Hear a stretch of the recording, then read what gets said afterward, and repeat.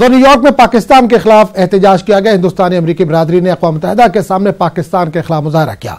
मुजाहिरीन ने पाकिस्तान के खिलाफ नारे बुलंद किए। पाकिस्तान के जरिए दहशतगर्द तंजीमों की मदद पर मुजाहिरीन ने बरहमी का इजहार किया। समझौता एक्सप्रेस लाहौर से दिल्ली के लिए निकल गई। इस ट्रेन में गुज़िश्ता दिनों लाहौर में दरमांदा हुए 25 हिंदुस्तानी मुसाफिर भी सवार हैं।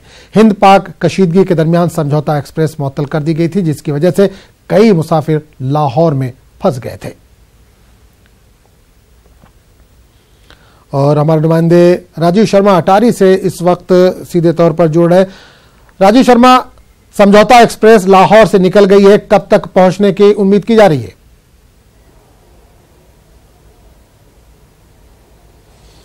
जी आजम, 12 बजे के करीब समझौता एक्सप्रेस जो है वो अटारी रेलवे स्टेशन पर पहुंचेगी। इस समय हम अटारी रेलवे स्टेशन पर ही मौजूद है और मैं समझाने की कोशिश करता हूं कि जो दिल्ली से ट्रेन चली थी कल रात को, वो सुबह 6:45 बजे अटारी रेलवे स्टेशन पर पहुंची थी। और आप देख सकते हैं कि ये वो ट्रेन है जो भारतीय यात्रियों को लेकर अटारी रेलवे स्टेशन तक पहुंचती है। और इस ट्रेन में कुल 12 यात्री जो हैं वो यहाँ पर पहुंचे हैं और अब इंतज़ार है कि कब पाकिस्तान से समझौता एक्सप्रेस यहाँ पर पहुंचे। और ये वो रेलवे ट्रैक है जो भारत पाकिस्तान को आपस में जोड़ता है और यहाँ से करीब 3 किलोमीटर दूर जीरो लाइन है। वहाँ पर जो फेंसिंग के गेट हैं वो खोले जाते हैं और वहाँ से भारत में एंटर करती है समझौता एक्सप्रेस। और अब तक जो जानकारी मिल पा रही है उसके मुताबिक कुल 170 यात्री जो हैं वो समझौता एक्सप्रेस में भारत की तरफ आ रहे हैं, जिनमें से 25 यात्री जो हैं वो भारतीय बताए जा रहे हैं। और यहाँ पर ट्रेन आने के बाद यहाँ पर उनका कस्टम इमिग्रेशन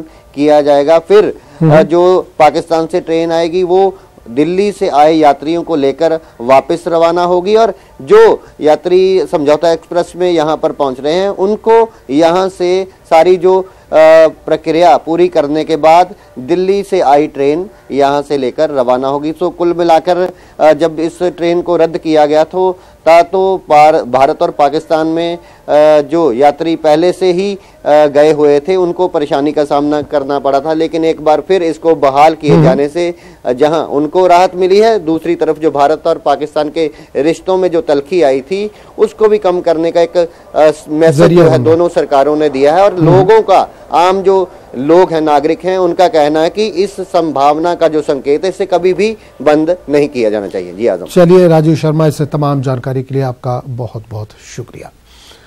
आगे बढ़ेंगे। पाकिस्तान ने जम्मू के अखनूर सेक्टर में सीज फायर मुआहदे की खिलाफ वर्जी की है। पाकिस्तान ने रात के 3 बजे बिला इश्तियाल फायरिंग की। हिंदुस्तानी फौज ने पाकिस्तान के इस नापाक हरकत का मुंह तोड़ जवाब दिया है। LOC पर सुबह 6:30 के करीब फायरिंग बंद हुई है।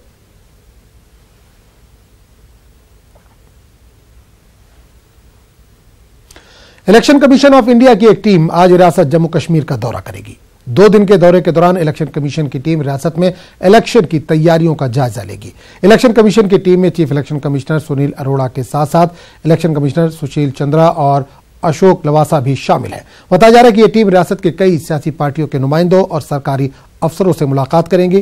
चीफ इलेक्शन कमिश्नर श्रीनगर में 12:30 बजे से लेकर 2:15 तक होटल में सियासी पार्टियों के रहनुमाओं से अलग अलग मुलाकात करेंगे। इसके बाद ये team divisional commissioner of Kashmir और Ladakh, Kashmir range inspector general of police, 12 जिलों के डिप्टी कमिश्नरों के साथ 15 जिलों के पुलिस हुक्काम से सिक्योरिटी के हवाले से भी गुफ्तगू करेंगे।